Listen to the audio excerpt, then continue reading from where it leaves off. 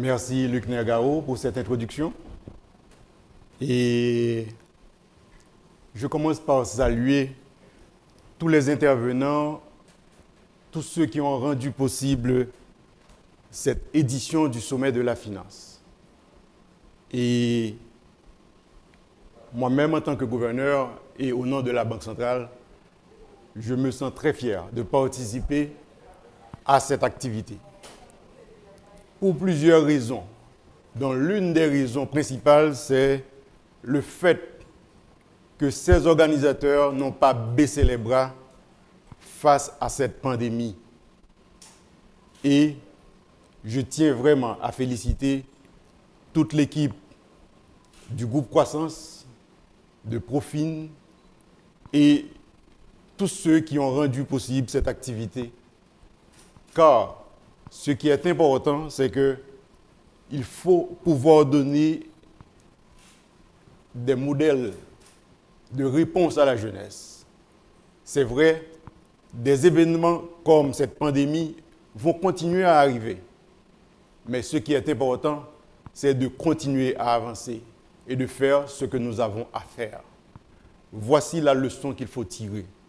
Et pour cela, je félicite tout le groupe Croissance. Je sais que c'est un sommet virtuel. Je sais qu'il y a beaucoup d'internautes. Il y a beaucoup de personnes qui sont là sans qu'on puisse les voir.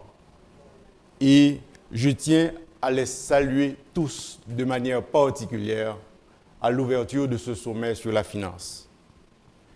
Je salue de manière particulière le président de la République, son Excellence, M. Jovenel Moïse, qui va certainement suivre beaucoup d'activités, beaucoup d'interventions dans le cadre de ce sommet.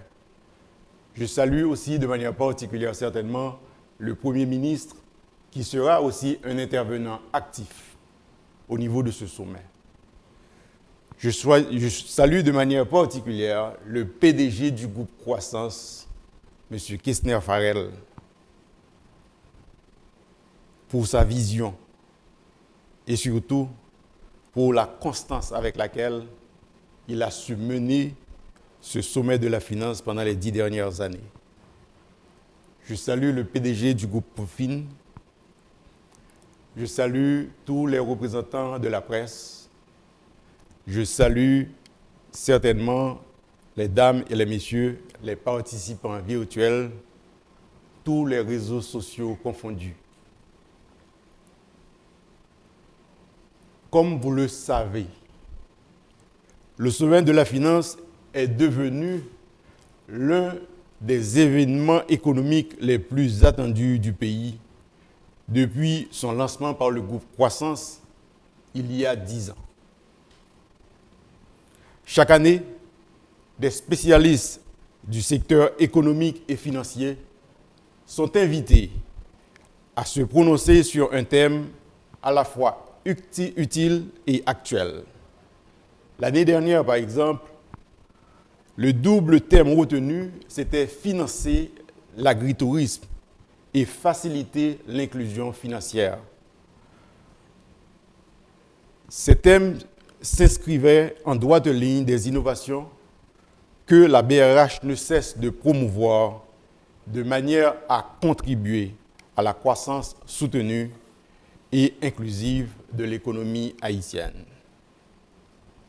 Et nous voici en 2020, où le monde entier se trouve à porter des réponses à une pandémie qui a tout chaviré sur son passage. Notre pays n'est point épargné non plus, ce qui, cette année, a placé le fléau au centre de la réflexion au sommet de la finance à travers le thème retenu. Le Covid-2019, financer la réponse et préparer l'après-crise. De plus, le virus a aussi exigé pour l'organisation de l'événement l'adoption du format virtuel, seul propice à l'observance effective de la consigne de distanciation sociale. Cela dit, les organisateurs auraient pu maintenir le format présentiel coutumier de la conférence en décalant sa tenue de quelques mois. Cependant, une telle décision eût perturbé la longue et efficace pratique d'organisation du sommet au mois d'avril.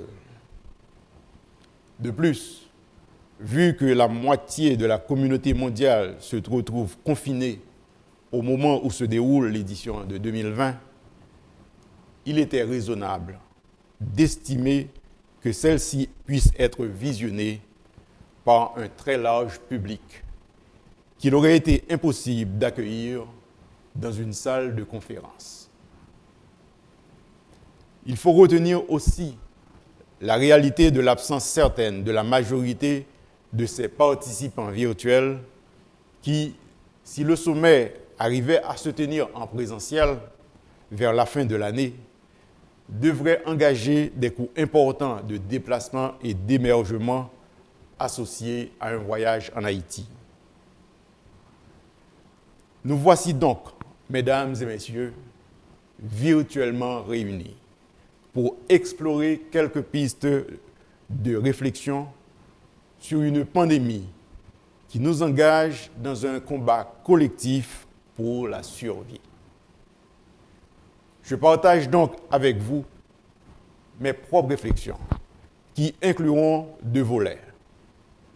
D'abord, les difficultés liées à la pandémie, les conséquences pour l'économie et les contraintes pour les politiques publiques. Ensuite, les enseignements et les leçons à tirer de la crise. Sur le premier point, j'aimerais souligner que nous faisons face à une crise à laquelle aucun pays n'était vraiment préparé. Cette impréparation est encore plus patente dans les pays en développement dont la situation sociale et sanitaire souffre de déficiences qui expliquent les faiblesses de la sécurité sociale et des infrastructures de santé. Chez nous, en Haïti, ce panorama social et sanitaire se déploie dans un contexte d'épisodes récurrents d'instabilité politique, lesquels furent nettement plus prononcés au cours des 2 dernières années. Les effets de cette crise politique sont désastreux pour la performance économique, comme en témoigne la dépréciation continue de la monnaie nationale, un niveau d'inflation proche de 20% et la contraction de 0,5% du PIB en 2019. À cela s'ajoute une succession de catastrophes naturelles, dont certaines majeures, surtout au cours des décennies 2000 et 2010. Il en est résulté des pertes en capital importantes, évaluées par la Banque interaméricaine de développement et la Banque mondiale à 120% du PIB en 2010 à cause du tremblement de terre, 32% du PIB en 2016 à cause du cyclone Mathieu. Cette accumulation de chocs nous laisse de nos jours aux prises avec une crise humanitaire dont une caractéristique première est la situation précaire de 4,6 millions d'Haïtiens nécessitant une assistance humanitaire d'urgence. Voici donc, mesdames et messieurs, l'état dans lequel la grave crise sanitaire du Covid-19 a trouvé notre pays. Qu'avons-nous déjà fait pour juguler cette crise? Que pouvons-nous faire vu les circonstances que je viens de décrire? Pour enrayer la pandémie, le gouvernement haïtien a déclaré l'état d'urgence sanitaire avec le confinement de la population, la fermeture des écoles, un couvre-feu, la réduction des heures de travail en présentiel, des restrictions de circulation, la fermeture des magasins pour les produits non essentiels, celle des frontières et enfin l'interdiction du trafic aérien, sauf pour les vols commerciaux et humanitaires. Quant au confinement, le gouvernement haïtien a opté pour une application partielle, faisant confiance à la compréhension et à la solidarité des citoyens pour mettre en pratique les gestes barrières. Un comité scientifique a été mis en place afin de définir la stratégie du gouvernement dans la lutte contre la pandémie. À date, les résultats des tests effectués par le MSPP indiquent un faible indice de contagion dans le milieu haïtien. Mais les scientifiques restent inquiets et une partie de la population incrédule. Les mécanismes de soutien offerts par le FMI et d'autres bailleurs de fonds internationaux devaient permettre au gouvernement de dégager de nouvelles ressources pour lutter contre le coronavirus. Cependant, même les pays dotés de moyens financiers importants ont été confrontés à des difficultés certaines en matière d'approvisionnement en équipements sanitaires. En temps normal, on est en présence d'un oligopsone, l'État étant le seul acteur, le seul acheteur face à une offre abondante provenant de fournisseurs mis en concurrence sur le marché. Dans la situation actuelle, les règles d'engagement semblent avoir été modifiées dans la mesure où il apparaît que les fournisseurs imposent leurs conditions aux États. Ainsi, les fournisseurs qui détiennent des stocks stratégiques alimentent la spéculation et font augmenter le prix au détriment des pays les plus démunis. De son côté, la BRH a mis en œuvre un ensemble de mesures visant à alléger les contraintes qui pèsent sur le système financier. Ces mesures consistent notamment à réduire le taux d'intérêt directeur des coefficients de réserve obligatoire sur les passifs libellés en gourdes et en devises étrangères des banques commerciales, à diminuer le coût d'accès à la liquidité pour les banques à travers la baisse du taux de prise en pension des bons BRH et la suspension des frais relatifs aux virements interbancaires pour les clients, à limiter temporairement les coûts de transaction pour les clients en décalant les remboursements des prêts, à relever les limites applicables aux transactions de la banque à distance. Évidemment, ces mécanismes de soutien à l'économie pourraient se révéler insuffisants en fonction de l'ampleur de la crise. Mais le gouvernement pourra, le cas échéant, mobiliser les ressources budgétaires disponibles en vue d'atteindre les couches les plus vulnérables et de compenser par la même occasion une éventuelle baisse de la demande. Mais déjà, le gouvernement a pris quelques mesures pour sinon alléger la charge fiscale, du moins pour l'étaler sur le temps. Parmi les mesures envisagées, les plus importantes sont les suivantes. Décaler des paiements de l'impôt sur le revenu pour les entreprises et les particuliers. Surseoir aux amendes et pénalités dues au retard de paiement jusqu'au 30 juin 2020. Transférer du pouvoir d'achat à 1,5 million de familles de 5 à 6 personnes. Subventionner 100 000 enseignants du secteur privé et des professeurs d'université. Faire une distribution massive des kits alimentaires. Prendre en charge les salaires de plus de 55 000 employés de la sous-traitance dans le secteur textile. Accorder une prime spéciale au personnel soignant des hôpitaux et aux forces de l'ordre, subventionner le secteur du transport.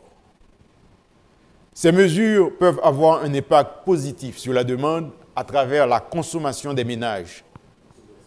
Sur le court et moyen terme, elles pourraient aussi avoir un effet de compensation sur une éventuelle baisse des transferts sans contrepartie qui alimente la consommation. Cela dit, les difficultés sont nombreuses sur le plan humain.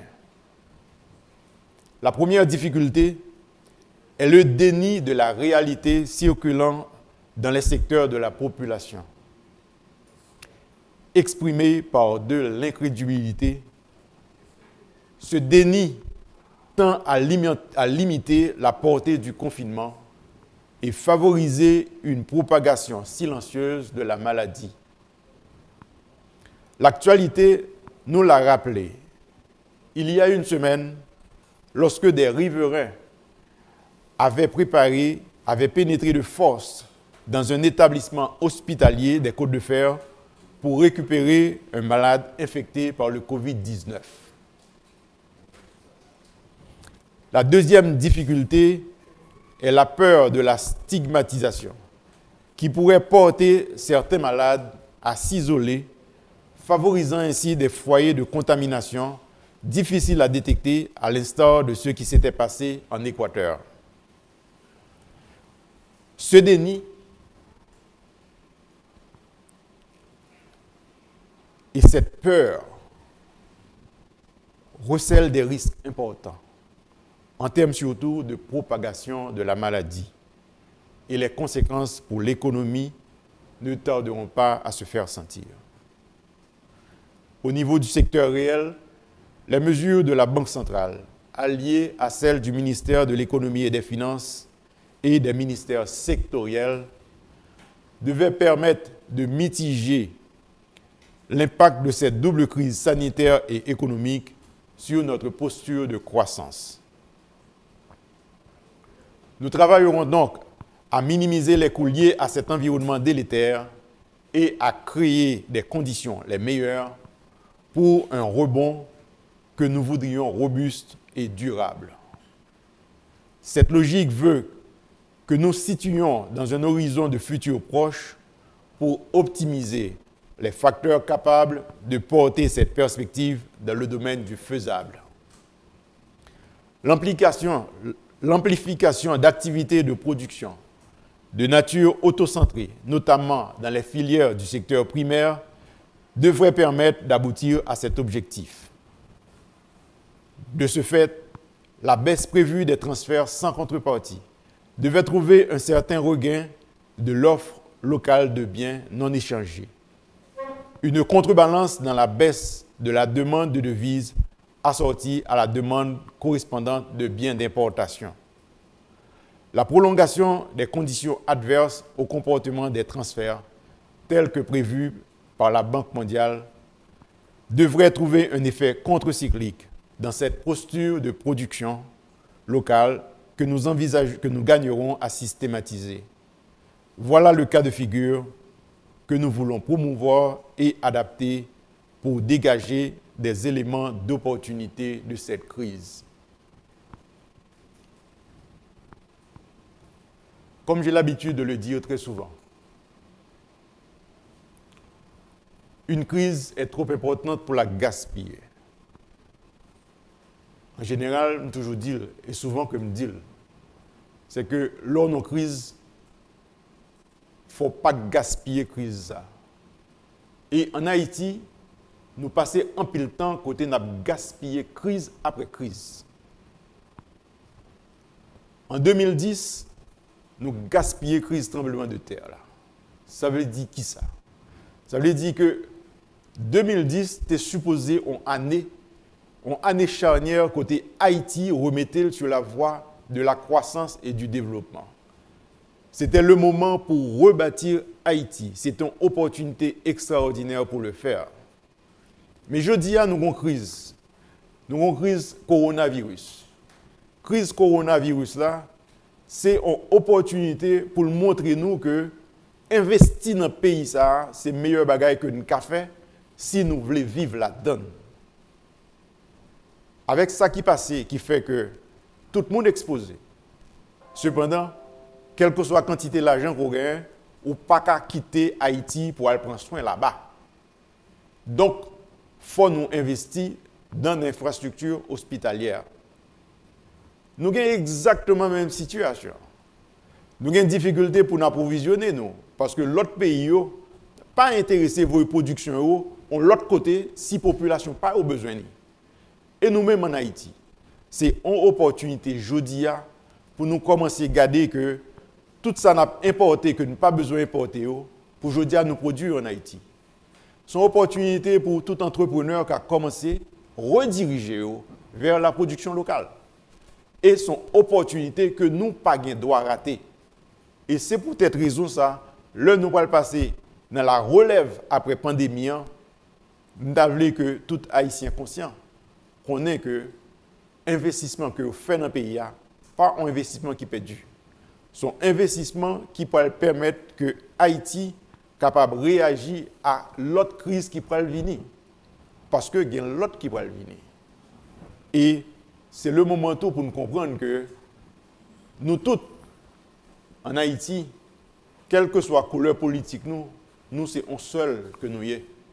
Et c'est ensemble pour nous mettre les ressources, pour nous capables d'aller vers le développement de pays. Moi, je vois la crise comme une opportunité pour que nous mettions tête nous ensemble, nous mettions en place les politiques nécessaires de façon à ce que nous permettent que l'entreprise haïtienne soient capables de créer des jobs, de façon à ce que plus de monde gagne un job, de façon à ce que la jeunesse ait plus d'opportunités. Enfin, mesdames, messieurs, je dois dire que la crise sanitaire du Covid-19 doit être pour nous l'opportunité de réfléchir sur le problème fondamental qui renvoie notre capacité à gérer efficacement les situations de pénurie. Par rapport à cet aspect de la crise, les leçons à tirer sont multiples. Par exemple, les difficultés d'approvisionnement en équipements sanitaires appellent à des solutions à la fois innovantes et à coût réduit, prises sur la base d'arbitrage rapide. En effet, en dépit des décaissements effectués par le Trésor public de façon autonome, les pouvoirs publics se trouvent confrontés aux difficultés d'approvisionnement et à l'augmentation des coûts qui découlent notamment du transport de ces équipements.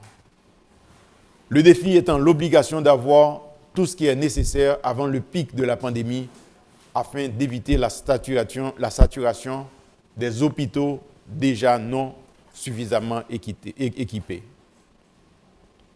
La BRH, de concert avec le ministère de l'Économie et des Finances, a tout fait pour qu'Haïti bénéficie du soutien financier du FMI et des autres bailleurs de fonds internationaux.